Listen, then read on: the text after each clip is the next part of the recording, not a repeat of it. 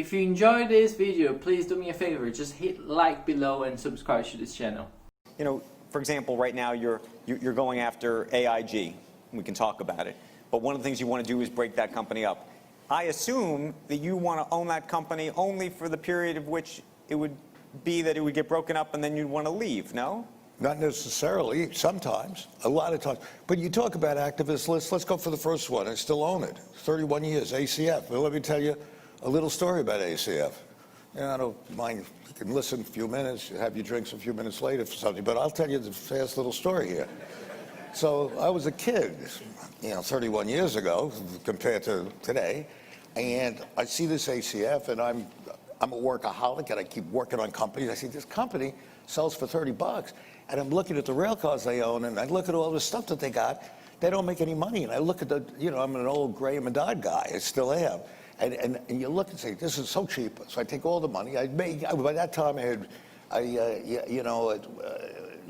a fair amount of money. I mean, nothing like today, I guess, but enough to, put in $400 or $500 million or borrow it or whatever I did.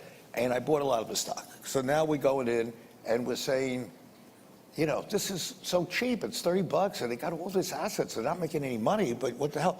So I finally get control of the company. I get the company, and now I go in, and I'm a good math guy. I don't believe in micromanaging.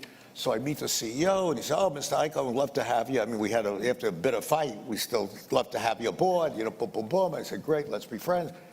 So they manufactured rail cars. I won't bore you with the details, but they had a lot of companies, and in the rail car business, the secret is very simple, that you make rail cars, but the government wants to incentivize you. So the government says, okay, in other words, you can depreciate the rail car over 5, 6, 7 years, but you can keep it for 40 years. So you get this great depreciation, so it's great tax incentive. So the secret is you got to make money, though, to use the tax benefits, right? So these guys kept buying companies, and every company they bought, they lost money. So that's what was the real problem. So now I go, and they got 12 floors on 3rd Avenue, when real estate was pretty good. I was the early 80s. And I say, okay, you're the guys that lease the rail cars. You're the guys that do all the darn work.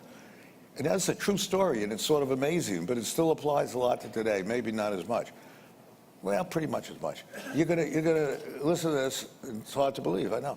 So I go in, and I'm a good math guy, I was a good numbers guy, I was a good poker player, I'm gonna go understand what they do. So they said, Mr. Icahn, go to the 12th floor. We go to the 12th floor, and I write a yellow pad, and they're trying to explain it, and you do this. And these guys do this, these guys do that. I go to the 7th floor, new guy. Spend the whole day, go home, take a look at my yellow pad. I can't figure out what the hell they do. So I go back the next day, and the 7th floor, 9th floor, 8th floor, boom, boom, boom. And I say, I'm not an idiot. I can't figure out what the hell they do. It's like razzle-dazzle. This guy does that.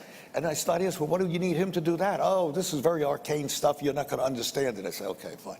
So finally I say to him, I'm going to St. Louis. I want to see the guy who's the COO. I want to see the guy that manages the stuff, that makes the rail cars. Don't go, Mr. Icahn, don't go. So I say, well, why shouldn't I go? He said, they're scared of you. I said, what do you mean scared? What did I do? He said, nah, they depend on us. They depend on us. And we tell them what to do, and they're very worried that you might do something with us. I said, well, I'm not threatening to do anything, but I'd like to see him. But don't go. So I go back, 8th floor, 9th floor, 7th floor, boom, boom, boom, boom, go back home, can't figure out what the hell's going on. So I said, screw these guys. So I called the guy, his name is Joe, in St. Louis. I said, look, Joe, I want to come see you. He said, of course, Mr. Icahn, I'd love to see you. I said, do me a favor, don't tell the CEO I'm coming. I just want to come myself and talk to you, but don't get nervous about anything. He said, why should I be nervous? I said, you're right. This guy, Joe, is like a John Wayne character. He was a captain in the Marines, a tough guy. I was scared of him. And I'm sitting there looking at him, we're talking and we're laughing, and he's showing me stuff. I understand what he does. He does this, that, boom, boom, boom. So I said, I want to have a drink with you. So we go out and have a drink.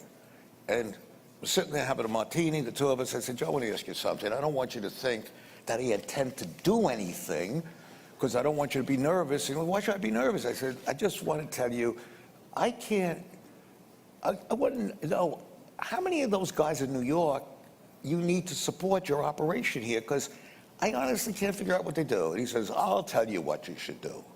I'll tell you how many supports I need. I need -30. So I go, I say, Joe, what the hell does that mean, -30? because you don't have the balls to do what I'll tell you to do, just like that. I said, what's that?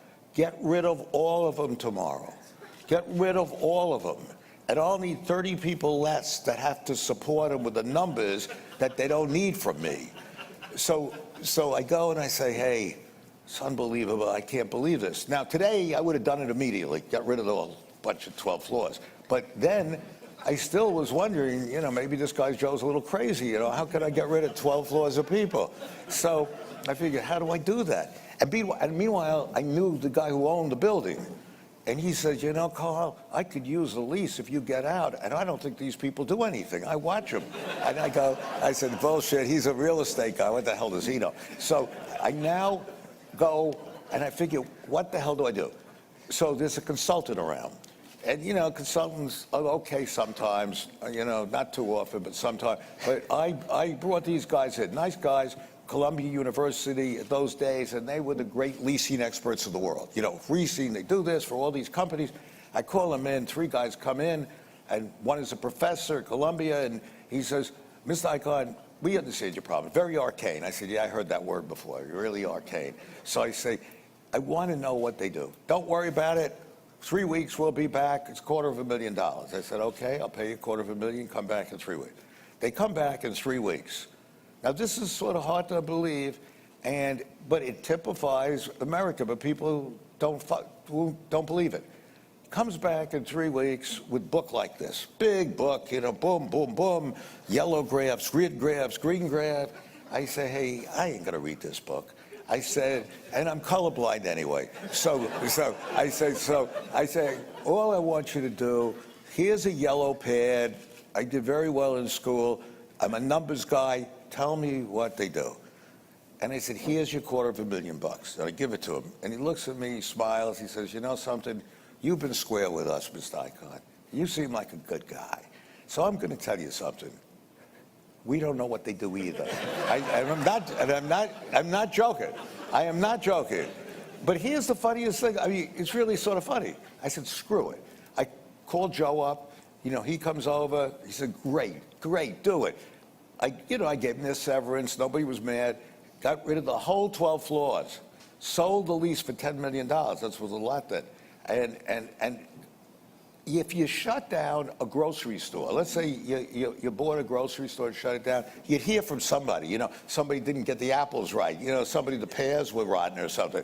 If you had a flower shop, the roses wilted. It was like out of a science fiction movie. It's like they never existed. I never got a letter. I never got anybody calling me. They left. It was like one of those bombs, that just hit the thing and kills all the people and the building stays.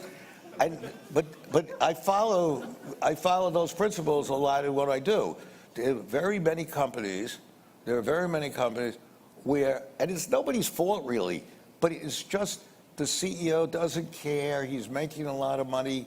And today, it's very dangerous because a lot of these mediocre companies are borrowing money.